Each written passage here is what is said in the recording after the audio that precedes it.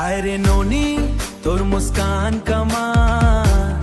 देखा देखट हो गे दिल बेहाल तोर नाइन में जादू तोर बात पे यार तंज बांगे मोर जिंके संसार Oh beautiful lady your smile is incredible Looking at it my heart has become restless There is magic in your eyes and love in your words You have become the world of my life गजरा के खुशबू तोर के समाए तोर हंसी सुन के मोर मन हर गुनगुनाए ढेर धीरे बाधत गे हमर माया के रंग तोर संग जीना लागे दुनिया ले दंग The fragrance of the jasmine mixes in your hair Hearing your laughter my heart begins to hum The colors of our love have slowly increased Living with you seems amazing compared to the world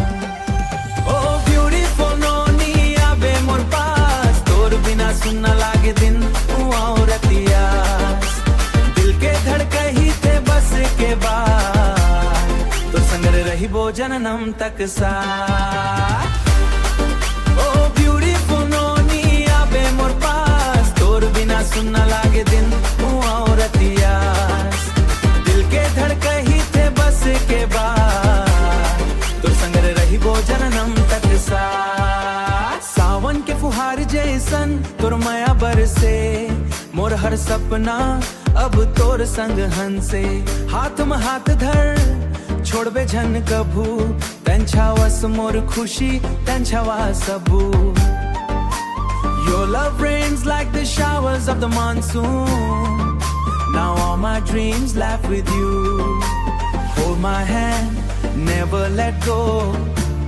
You are my happiness, you are everything Oh beautiful noni abe mor paas तोर बिना सुनना लागे दिन और रतियास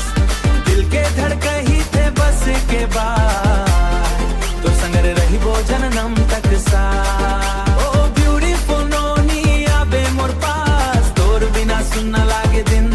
और रतियास